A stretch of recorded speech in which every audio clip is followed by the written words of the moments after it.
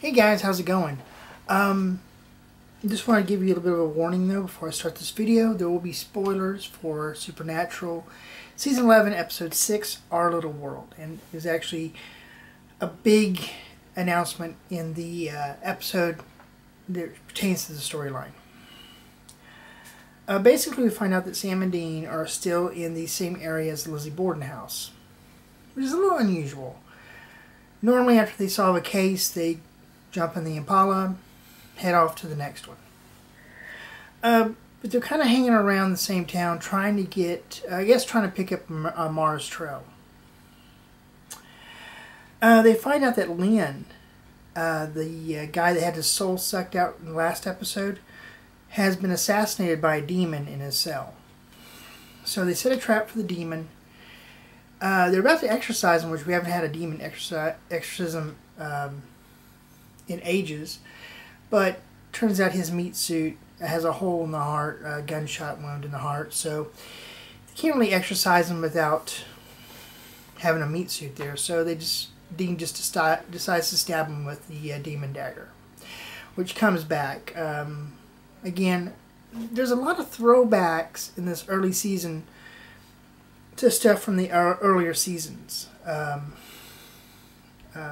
Rudy's knife, demon exorcisms, the EMF detectors.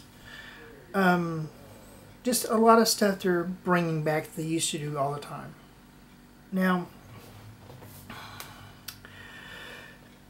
Crowley, in the meantime, Crowley is starting to lose control of Amara. He tries grounding her for sneaking out. Amara is now 16, 17, maybe 18 years old. He tries grounding her and trying to convince her that he can protect her. That while she will be powerful one day, she's not quite there yet. In fact, he kind of slams her against the wall, using his demon powers. So Crowley right now, at this point in the episode, is stronger than Amara. While this is all going out, Cass has become a couch potato of biblical proportions. And yeah, that's a pun intended. He just sits around watching Netflix and Jenny Jones and the local news. Dean tries to convince him this is not the way to go. He has to get out. He has to do more. It's time for him to get off the bench and actually start participating, which he does try to do. But some flashbacks, some bad stuff that happened in the last few episodes causes him to stay in the bunker until he sees the reflection in a car window of Metatron.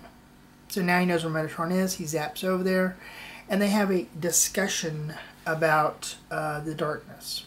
Now, the big news is Metatron tells Castiel that the darkness is God's sister. This is big because how in the hell would you stop something like that? If the darkness is God's sister, then the darkness has all of God's powers as well, presumably. And so how do you stop something like that? So definitely they're going to need some other help in this. Sam and Dean decide to take on Amara and Crowley head on, especially after they find out that Crowley has Amara. In typical Winchester fashion, they plunge right in, not having a damn clue how to stop Amara. Of course, when it comes right down to it, Dean can't kill Amara because they're connected.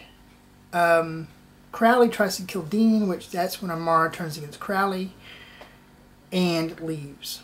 So Amara's out in the wind. Crowley doesn't have her. She's out there in the world. And that's how we leave off the episode with her. She's walking around the streets, kind of marveling at the world at the same time, planning to destroy it. Sam is having visions again. So the big vision he has in this one, though, he actually has a vision of the cage, Michael and Lucifer's cage, in which we don't see Michael and Lucifer in this. We just see the cage. But I think Michael and Lucifer are going to show up in the next couple of episodes. If they don't show up in the season, the executive producer of Supernatural will have to move to a different country because the fan base will kill him if he keeps that from them. I know a lot of people are excited, especially to see Lucifer again. So they better show up in the next few episodes. All right, well, that's about it for tonight. Like and subscribe and comment, and I will see you guys later on. Bye.